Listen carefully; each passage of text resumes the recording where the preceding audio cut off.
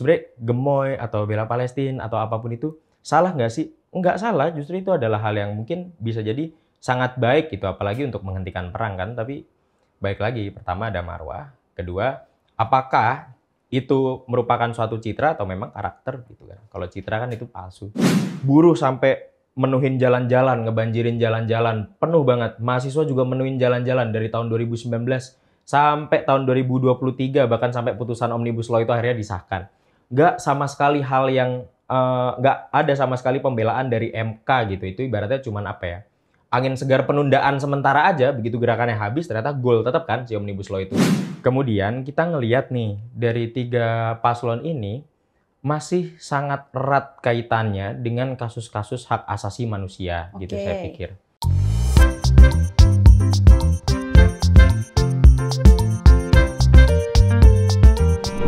Hai Sobat Pantau, balik lagi bersama Afila Bukti di sini di Pantau Podcast. Pada hari ini kita kedatangan mahasiswa, beliau merupakan presiden dari Kepres Matrisakti 2022 sampai 2023. Beliau merupakan Vladima Insan Mardika. Betul gitu ya? Betul. Oke, nama panggilannya? Dima aja boleh. Dima, kita masuk di tahun politik. Beberapa bulan lagi kita akan nyoblos nih. Yang sangat menarik di periode ini yaitu capres dan cawapresnya. Ada salah satu dari pasangan ini merupakan generasi muda. Ya, beliau mungkin belum masuk ke angka 40-an ke atas, tetapi beliau merepresentasikan generasi muda. Menurut kamu gimana pendapat kamu sebagai anak muda nih? Oke. Jadi yang pertama sebenarnya saya kurang sepakat sebenarnya kalau dikatakan beliau ini merepresentasikan gitu kaula muda gitu. Pertama, itu bukanlah hal yang bisa dikatakan demikian karena atas dasar apa gitu. Hal tersebut tidak memiliki dasar yang pertama. Kedua, kalaupun misalnya dikatakan itu atas dasar usia, mungkin kita bisa sama-sama sepakat hanya pada bagian itu aja gitu. Tapi selebih-lebihnya mengenai bagaimana dia memberikan gagasan, bagaimana dia memimpin, bagaimana dia akan menentukan arah laju bangsa ini, saya pikir itu belum teruji gitu. Jadi nggak bisa sampai nanti betul-betul kinerjanya terlihat, bagaimana gagasannya real dan konkret gitu, baru bisa kita buktikan di situ gitu. Kelayakannya seperti apa untuk dapat apa ya, sandangan gelar representatif anak muda itu kan besar. Terlebih kan karena tahun ini 55 atau 56% saya kira pemilih muda dan memang pemilih barunya juga cukup banyak gitu kira-kira. Pada saat deklarasi beliau menyuarakan bahwa ada program yang akan buat startup ekonomi untuk kaula muda. Itu menurut kamu bukan representatif? Itu bukan sebetulnya, karena gini, kalau misalnya dibilang mau bikin startup, dia harusnya lebih cerdas dan teliti lagi sebelum itu. Dia nggak sama sekali melihat bahwa sebetulnya bisa nggak sih startup ini untuk seluruh mayoritas anak muda di Indonesia. Hari ini dia nggak berbicara secara fakta dan data bahwa mayoritas anak muda hari ini itu tuh lahir dari keluarga petani, buruh, dan kelas pekerja gitu. Pertanyaannya kan kita balikin lagi, emang anak kelas buruh dan petani mana yang bisa ikut-ikutan startup kayak gitu? Saya yakin nggak ada, karena boro-boro untuk itu, kuliah dan untuk sekolah aja dia belum tentu. Ini tanpa untuk mendiskreditkan ya. Ini kita bicara fakta gitu. Jadi apapun yang dia sampaikan untuk visi misinya untuk startup gitu-gitu, kalau itu untuk dibilang secara modern gitu, itu saya sepakat gitu. Karena kan memang teknologi berkembang, usaha-usaha demikian memang yang lagi naik kan. Tapi kalau untuk bicara apakah itu konkret gitu sebagai solusi permasalahan di Indonesia dan khususnya menggaungkan kepentingan anak muda juga, saya rasa enggak. Ini bisa saya katakan bahwa kalau kamu tuh berpikir bahwa dia memilih narasi ini untuk digaungkan pada saat itu buat satu kaum saja, mungkin yang menengah ke atas kali ya, begitu ya? Betul. Hanya untuk kelas tertentu saja. Hari ini kan kita nggak bisa bohong kalau sebenarnya di negara ini juga masih ada strata-strata kelas sosialnya gitu. Dan iya, dengan apa yang dia sampaikan ya ini udah pasti gitu, hanya untuk kelas sosial yang mungkin menengah ke atas atau yang atas banget gitu, top tier notch aja lah gitu, selebihnya enggak. Oke. Tapi untuk partisipasi politik di generasi kita, kita seusia, kita sama nih sebenarnya sepantaran. Untuk melihat fenomena ini, partisipasi politik baik yang mencalonkan atau bahkan juga yang jadi pemilih muda nih, yang pemilih pemula nih, menurut kamu apakah bisa dikategorikan sebagai aktif? Apakah generasi kita sudah melek politik nggak sih sekarang nih? Sebenarnya kalau dibilang untuk melek politik, pasti orang-orang mulai lihat ya, apalagi manuver-manuver parpol, sudah bisa dibilang cukup baik, walaupun memang cara-caranya mungkin agak cringe gitu dan geli gitu kan ngelihat partai-partai bikin jingle dan joget-joget gitu yang sebenarnya menurut saya ngerti gitu itu cara dia untuk bermanuver kan untuk nge-reach lebih banyak audiens dan perhatian dari masyarakat khususnya kaula muda. Tapi bukan itu kan poinnya, harusnya dia lebih jual gagasan yang representatif bagi kami gitu pertama. Kedua, sebenarnya akhirnya saya melihat bahwa akhirnya anak muda ini merupakan hanya sebatas komoditas suara aja gitu. Kalau tadi sempat disinggung mengenai keaktifan, hari ini justru saya sedang mempertanyakan dari seluruh calon legislatif gitu atau eksekutif yang beredar dimanapun, atas dasar apa dia mampu untuk mencalonkan diri gitu dan dipilih, dipercayakan dari partai gitu. Sedangkan sebetulnya dari segi manapun gitu, coba deh boleh disurvei ke masing-masing anak muda yang lain gitu, atau mungkin nggak di presma-presma aja. Saya yakin pasti jawabannya mereka juga nggak tahu nih anak-anak muda ini, so-called anak muda ini sebenarnya ngapain aja sejauh ini gitu. Dan nggak bisa kalau dalam makna kata aktif menurut saya, kita juga harus memiliki hak untuk tidak hanya memilih, tapi juga untuk dipilih gitu. Nah, hari ini sayangnya memang udah ada kok yang anak-anak muda juga, tapi kan dia bisa dipilih atas dasar latar belakang tertentu aja kayak yang saya bilang, kelas sosialnya tuh sangat berpengaruh sekali dan kuat betul di sini. Kira-kira kayak gitu. Tapi kan balik lagi, semua bisa memilih, semua bisa dipilih kan? Betul. Seperti yang kamu bilang. Despite dengan semua strata sosial yang ada, ya mau latar belakang apa saja, berarti mereka juga punya hak untuk mencalonkan kan? Berarti ya? Betul, harusnya dia memiliki hak gitu. Tapi hari ini kan hak itu memang ada, tapi pertanyaannya bisa nggak? Berkapasitas tidak Berkapasitas tidak. Ini bukan hanya bicara soal apa yang ada di kepala. Ada berapa di rekening gitu, ada berapa lembar di dompet dan lain-lainnya. Karena kan nggak bohong, kalau politik itu juga pakai uang kan. Dan dalam banyak sesi forum manapun juga udah mulai terbuka, habis sekian kayak gitu. Nah itu kan salah satu faktor juga sebetulnya. Tadi balik lagi seperti manuver-manuver partai yang memakai taktik-taktik cringe lah. Yang anak muda mungkin lihatnya iya apaan sih gitu kan. Tetapi itu balik lagi mereka sasarannya seperti jangan kita ambil lagi istilah gemoy. Itu semua kan adalah istilah-istilah yang mungkin para generasi-generasi di luar ini, generasi di atas kita ini berpikir bahwa oh ini cara yang paling konkret nih untuk menarik awareness mereka, menarik interest mereka terhadap salah satu calon atau salah satu partai gitu. Menurut kamu apakah salah?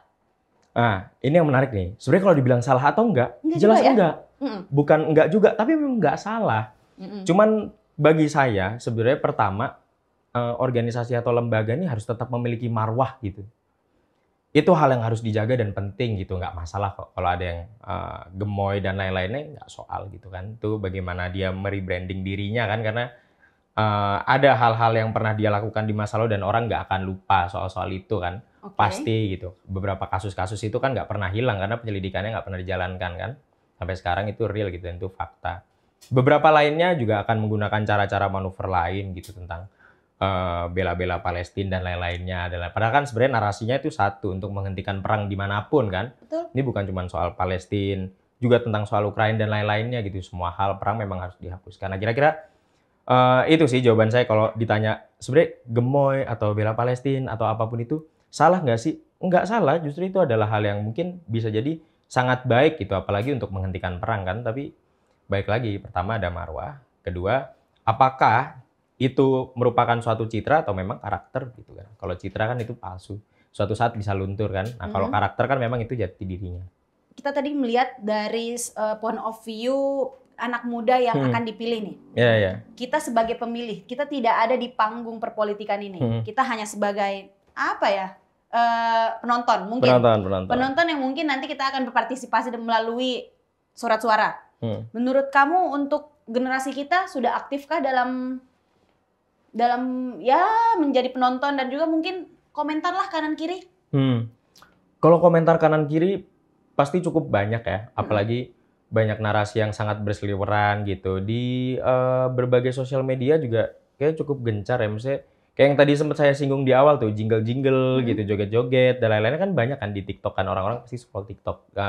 Pasti hampir banyak anak muda gitu di perkotaan khususnya pasti melakukan hal gitu, di pedesaan pun nggak nutup kemungkinan juga demikian. Jadi mereka pasti akan aktif untuk komen, untuk nanggepin gitu-gitu. Jadi sebenarnya dalam konteks melek atau enggaknya ya dia tahu apa yang dilakukan oleh parpol-parpol ini gitu. Sebenarnya kayak gitu sih. Saya melihat nih semua mahasiswa dari dulu sampai sekarang, saya juga pernah jadi mahasiswa. Kita selalu memang harus aware terhadap apapun yang ada di sekitar kita. Kita menjadi ya penyambung tadi seperti yang saya bilang, penyambung suara lah dari rakyat ke pemerintah dan lain-lain. Ada tuh dulu yang tentang keputusan ketetapan MK. Itu kan kontroversi tuh. Betul. Ada beberapa BEM bahkan turun ke jalan, bersuara di media. Menurut kamu, apakah ini akan memudarkan kepercayaan politik terhadap ya mahasiswa aja lah? Oke. Sebenarnya itu hal yang paling sederhana dan mudah banget ditanggepin buat kita anak-anak Trisakti gitu, karena kita punya narasi sendiri mengenai hal tersebut. Berapa waktu lalu memang kita cukup keras untuk mengkritik tentang putusan-putusan MK itu gitu. Kita sempat bikin beberapa statement juga. Sebenarnya kalau dibilang apakah ini serangan terhadap salah satu paslon dan ini merupakan aksi yang ditunggangi dan kemudian menguntungkan dua paslon lainnya, berarti kan gitu? Jawabannya adalah sederhana, tidak sama sekali. Karena pertama gini yang kita sikapin. Belakangan waktu ini kita punya banyak sekali materi yang diajukan ke MK gitu, sebut saja Omnibus Law gitu. Dalam konteks kontestasi pemilu, kita juga pernah ngajukan gitu. Ini kita ini maksudnya rakyat aja ya. Tentang dikaji ulangnya soal presidential threshold gitu kan. Sebenarnya kalau misalnya ngomongin demokrasi, negara yang demokratis, kita nggak bisa loh ngecilin proses-proses demokrasi ini hanya sebatas datang ke TPU, habis itu kita milih, kita nyoblos gitu. Nggak bisa, karena demokrasi ini artinya berarti kedaulatan tertinggi kan di tangan rakyat. Berarti mereka betul-betul bisa untuk memutuskan segala sesuatu hal, walaupun dalam konsep hari ini kita akan keterwakilannya ada gitu kan. Nah, baik lagi nih, dalam hal ini yang kita sorotin adalah seluruh hal yang merupakan kepentingan orang banyak, buruh sampai menuhin jalan-jalan, ngebanjirin jalan-jalan, penuh banget. Mahasiswa juga menuhin jalan-jalan dari tahun 2019 sampai tahun 2023, bahkan sampai putusan Omnibus Law itu akhirnya disahkan. Nggak sama sekali hal yang, nggak ada sama sekali pembelaan dari MK gitu. Itu ibaratnya cuman apa ya, angin segar penundaan sementara aja, begitu gerakannya habis ternyata goal tetap kan si Omnibus Law itu, pertama. Terus kedua, apalagi yang soal presidensial threshold tadi, nggak sama sekali digubris dan tetap masih ada gitu, yang justru mengecilkan ruang demokrasi yang memang dari awal udah kecil gitu, demokrasi-demokrasian ini. Nah, dalam hal ini kita ngelihat kalau narasinya adalah tentang, ya ini kan bagus untuk adanya keterwakilan anak muda kan. Kalau mau ada keterwakilan anak muda, hapus itu PT-nya. Presidensial threshold-nya itu dihapus harusnya. Jadi, kalau misalnya dibilang terus yang lainnya apakah mereka maju dengan baik, mereka maju dengan fair, dengan ini, dengan itu, saya rasa juga nggak demikian sih. Kita semua tahu lah.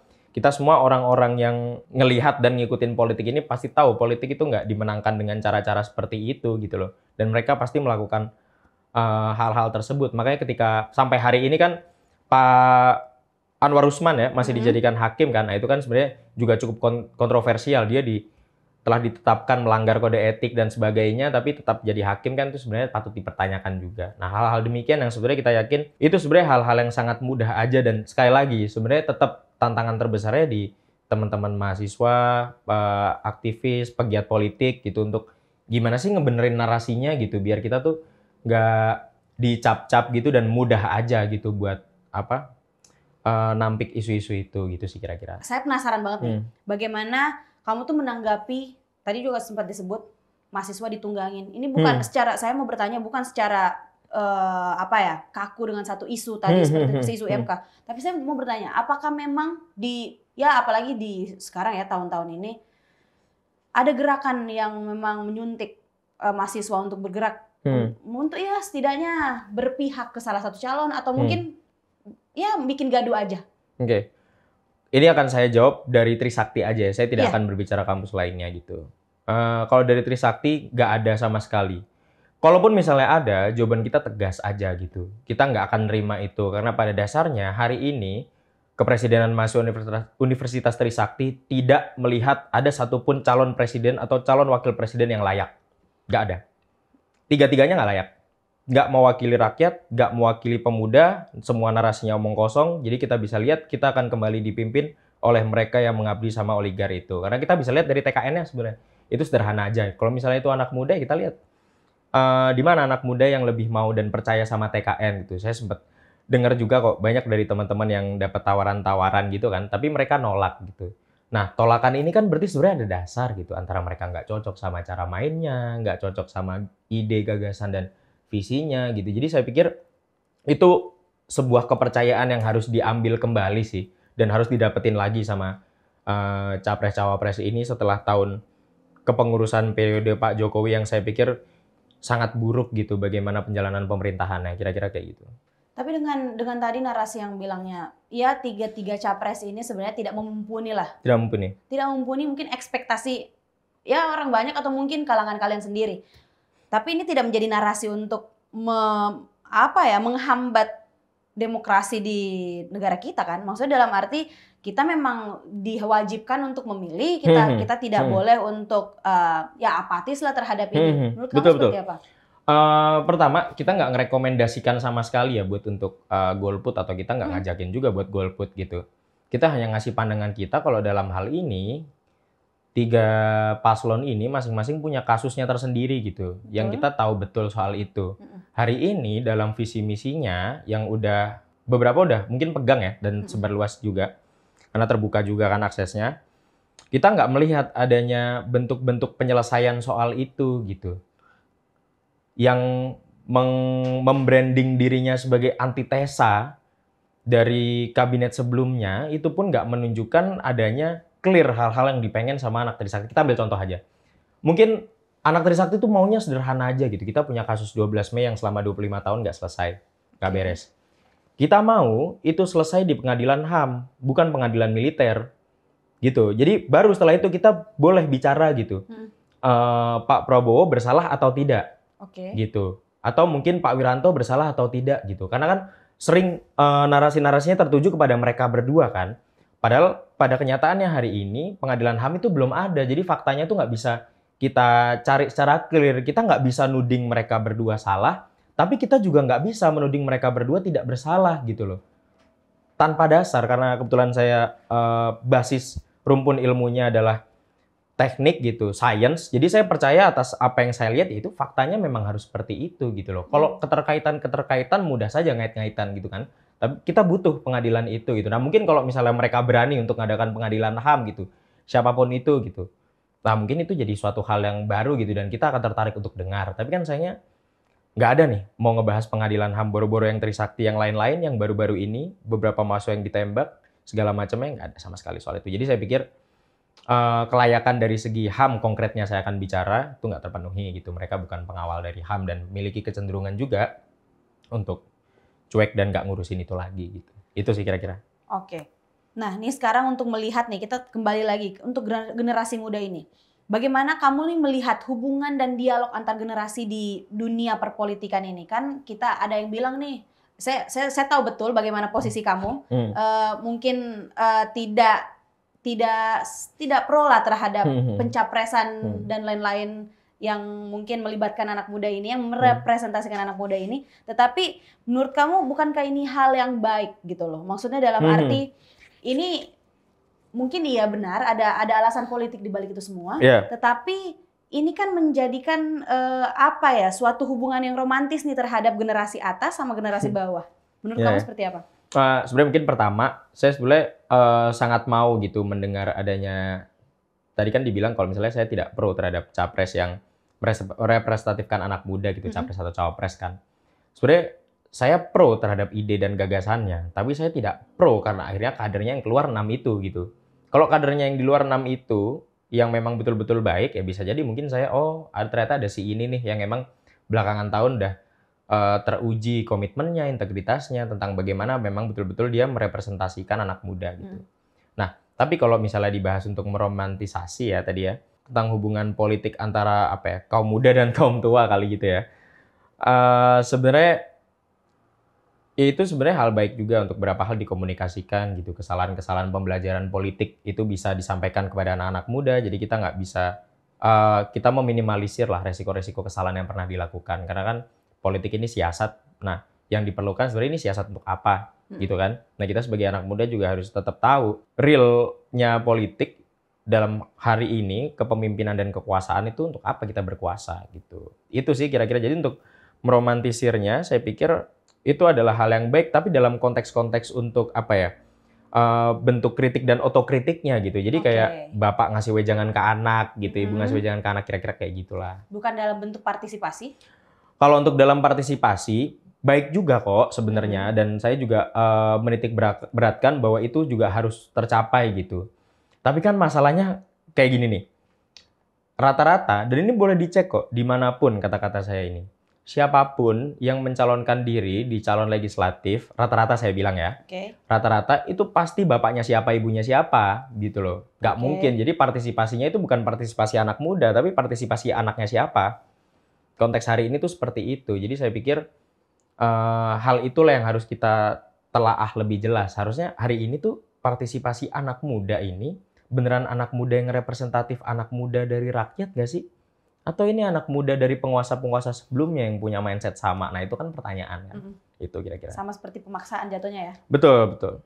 Oke, nih kita melihat nih beberapa tahun yang akan datang, kamu dan teman-teman kamu, kita semua bisa akan menjadi pemimpin lah di negara ini. Dengan gagasan yang kamu bawa sekarang, dengan pola pikir yang kamu bawa sekarang, mungkin apakah kamu akan terlibat juga dalam panggung perpolitikan Indonesia?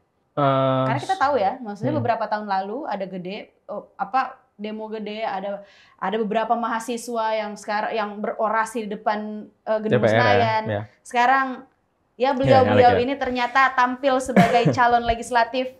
Bagaimana menurut kamu? Sejujurnya saya tidak pernah melihat diri saya akan duduk di Senayan. Kenapa? Atau dimanapun kursi pemerintahan, karena hari ini saya memiliki pandangan, kita udah berapa kali sih elektoral gitu, kita udah berapa kali sih ngadain caleg gitu-gitu, capres udah banyak, tapi tidak pernah ada satu kemajuan yang signifikan gitu. Coba kita cross check ulang, pasti masalahnya itu aja, pemerataan pembangunan gitu, kesenjangan, ekonomi, politik, budaya nggak pernah selesai, tanah adat. Belum lagi kita bicara tentang bagaimana kemajuan perkembangan teknologi gitu. Saya ingat betul dulu pas saya SD SMP nih, kita kan punya LKS kan, lembar kerja siswa gitu kan. Di situ kan ada materi-materi itu.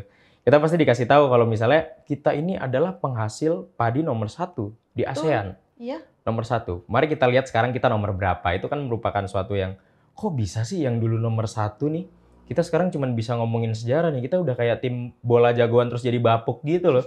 Kan sebenarnya agak ada kebanggaan yang tercoreng di sana kan, dan kita harus lihat faktanya memang petani-petani ini yang selalu digaungkan, yang selalu jadi objek politik dalam konteks ide dan gagasan, nggak juga maju gitu. Karena keluarga saya juga ada yang petani dan sampai sekarang ya tetap aja kok pakai cangkul gitu. Nggak pernah ada teknologi 4.0-nya. Kalau misalnya kita bilang hari ini 4.0, ya cangkul ini 0.1 harusnya.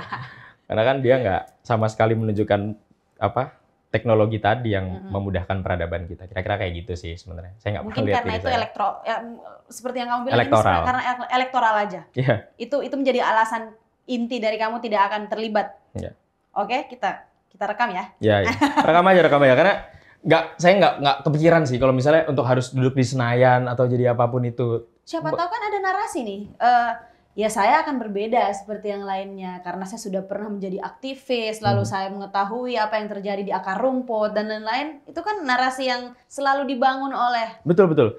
Tapi saya kira mungkin itu loh kesalahannya kayaknya. Mungkin kamu bisa menjadi orang yang berbeda?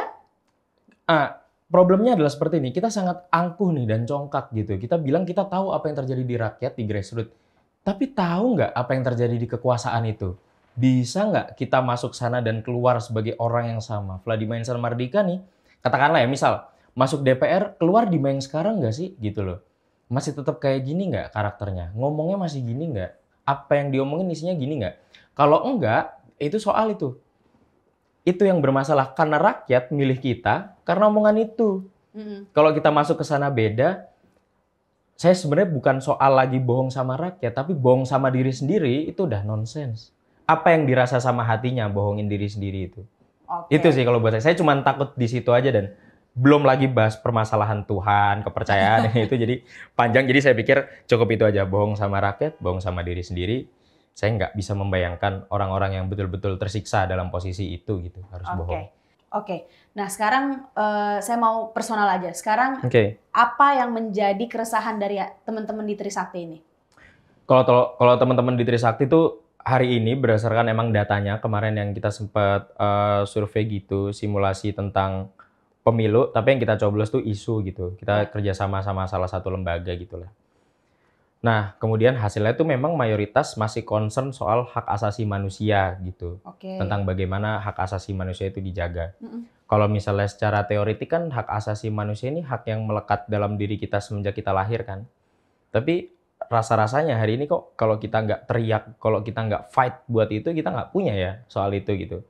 Karena pada faktanya banyak banget teman-teman mahasiswa. Kemarin bahkan di aksi tanggal 20 Oktober tuh teman-teman mahasiswa ada yang dipukulin sama polisi dan diseret ke dalam gitu. Konteks seret ini aja udah nggak humanis gitu, beda dengan tagline-nya mereka untuk pengayom masyarakat dan lain-lainnya kan, ini sebuah kritik juga. Nah, kemudian kita ngelihat nih dari 3 paslon ini masih sangat erat kaitannya dengan kasus-kasus hak asasi manusia gitu saya pikir. Dan kami hari ini secara tegas menginginkan pertama adanya jaminan clear nih kalau misalnya kasus-kasus HAM yang ada di masa lalu khususnya yang udah terjadi itu akan diselesaikan dengan baik melalui pengadilan HAM gitu dan keadilan ditegakkan seadil-adilnya.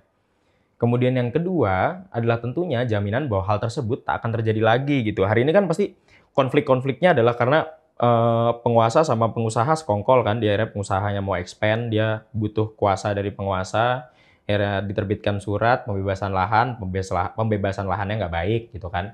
Ada kekerasan di dalamnya, ada keburukan-keburukan di sana, ada kejahatan di dalamnya. Nah, hal-hal tersebut yang kita nggak mau lihat lagi gitu. Buat saya pribadi, hal-hal tersebut itu nggak enak gitu. Kita bangun pagi, kita pengen dapet pagi yang cerah gitu kan. Terus habis itu ternyata kita buka handphone, tani di daerah Wadas masih dipukulin, mereka masih berjuang untuk hak hidupnya gitu.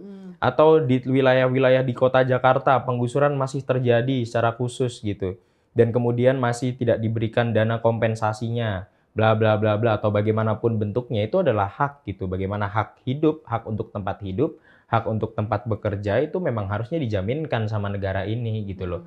Kayak ketika negara menggaungkan narasi-narasi tentang kewirausahaan, itu sebenarnya buat saya yang terlalu banyak pertanyaan mungkin di kepala saya justru mempertanyakan apakah ini dalam rangka untuk memantik kita sebagai rakyat untuk mandiri atau dalam bentuk negara yang gagal menyediakan lapangan pekerjaan.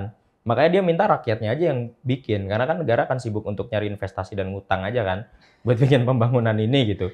Nah, itulah hal-hal yang kita sorotin hari ini gitu. Dalam proses pembangunan kok hak asasi manusianya justru dihancurin gitu loh. Hal-hal itu yang kita sorotin. Oke, sebenarnya di tahun 2016 seperti yang saya pernah baca ya kalau nggak salah tuh ada suatu simposium yang mengenai memang menanggulangi bagaimana peristiwa HAM berat di masa lalu dan presiden pun karena ini adalah program dari Presiden Jokowi ya. Presiden Jokowi melakukan simposium ini lalu mencoba untuk menanggulangi, tapi ya menurut kamu apakah ini langkah yang konkret atau mungkin ini suatu itikat baik dari pemerintah lah? Menurut kamu seperti apa? Wah, itikat baik, saya percaya kok kalau misalnya ada perjanjian, ada rapat, ada usaha, saya percaya itu itikat baik sebetulnya. Saya percaya itu. Tapi kan di sini balik lagi karena saya mahasiswa yang science ya, jadi saya ngelihat faktanya aja gimana. Kita belak-belakan aja deh. Dari tadi kan kita kebanyakan ngomongin Pak Prabowo dan Mas Gibran, gitu, Pak Anies, Pak Muhaimin gitu. Ya kita bicara sekarang sama Pak Mahfud aja. Pak Mahfud kan ditunjuk untuk jadi orang yang istilahnya bertanggung jawab untuk coba menyelidiki bagaimana kasus Kanjuruhan terjadi kan. Nah, mari kita lihat sekarang faktanya. Itu aja sudah. Dalam konteks pemikiran saya hari ini, kamu akan ambil tanggung jawab ketika kamu sudah selesaikan tanggung jawab yang sebelumnya gitu. Hari ini, mohon maaf, beliau gagal mengemban tanggung jawab itu karena faktanya sampai sekarang pergolakan itu masih ada di Malang. Dan warga-warga itu masih tidak terima karena kebetulan saya warga Malang juga sebetulnya. Jadi cukup tahu dan update sekali apa yang terjadi di sana gitu. Dan justru ini jadi hal-hal yang coba untuk dimatiin pelan-pelan gitu. Nah, saya kira hal-hal tersebut lah yang harusnya juga disorotin khusus gitu. Apalagi beliau memang memegang jabatan yang memiliki kaitannya dengan hal ini gitu. Jadi makanya kenapa saya tadi lantang saja dan santai aja sebenarnya kalau misalnya bilang 3 orang itu nggak layak, kelayakannya dari mana? Suruh sebut contoh, itu HAM itu. HAM itu nggak beres. Sangat concern di bagian itu memang ya? sangat concern di bagian itu gitu. Tiga-tiganya memang memiliki track record yang ya kita semua tahu. Ya, betul. Oke. Baik. Mungkin ada lagi yang kamu mau ceritain di sini? Mungkin beberapa pesan aja gitu ke teman-teman kaula muda. Bahwa sebenarnya hari ini kita harus lebih jelas gitu dan lebih clear untuk melihat situasi perpolitikan kita hari ini. Kita nggak boleh untuk sebagai kaum muda khususnya yang memang mengklaim dirinya intelektual gitu kan, dia harus mampu nih untuk memilah dan memilih. Sebetulnya narasi di sosial media itu memang bertujuan untuk menjadikan dirinya sebagai partisipan aktif dari politik itu, di mana dia pegang nih kuasanya buat nentuin keputusan, atau sebenarnya dia ini hanyalah angka gitu. Jadi misalnya saya itu adalah angka 1 gitu, banyak angka 2 gitu. Jadi kita adalah 2 yang akan dialihkan ke suara mana nih, kayak gitu. Nah itu kan sebenarnya berarti kita ini tidak lebih dari angka. Kita ini bukan orang yang punya jiwa dan pikiran gitu yang bisa bergerak. Dan sebetulnya hari ini kalau saya bilang, terus partisipasi politik anak muda harusnya kayak gimana? Anak muda ini nggak boleh cuman sekedar datang ke bilik-bilik suara aja gitu untuk menentukan pilihannya apapun itu. Nggak boleh sekecil itu, karena berdemokrasi juga nggak sekecil itu. Ada otokritik dan kritiknya, ada tentang bagaimana untuk kita membuat organ, untuk mengorganisir massa, untuk bagaimana kita untuk coba gimana sih caranya untuk kita mengembangkan lah kehidupan itu sendiri dari hal-hal kecil yang dan sederhana yang bisa kita lakuin gitu. Nah, anak muda tuh harusnya lebih partisipatif di situ karena kan mereka punya banyak tenaga, mereka punya curiosity yang tinggi, mereka juga punya banyak sekali hal-hal yang ingin dia explore dalam dirinya kan. Nah, maka alihkan itu buat rakyat. Kalau saya kira kayak gitu sih. Kalau cuman dikecilin dalam konteks, ntar kita 14 Februari kita pada milih untuk berdemokrasi di sana gitu. Nah, kan sebenarnya narasi itu sendiri juga membuktikan gitu kalau emang sepanjang tahun kita berdemokrasi atau enggak sih? Kok yang disebut cuma tanggal 14 Februari doang gitu kan? Nah, itu kan jadi pertanyaan dan itulah yang harusnya disadarin sama kaula muda hari ini. Sebenarnya aku ini udah dilibatin sejauh apa sih gitu. Nah, itu pertanyaan yang harus ditanamkan dalam diri. Karena itu bukan hanya sekedar pas kita mengeksekusi ya, semua proses itu juga itu bisa harus dihitung sebagai part of demokrasi.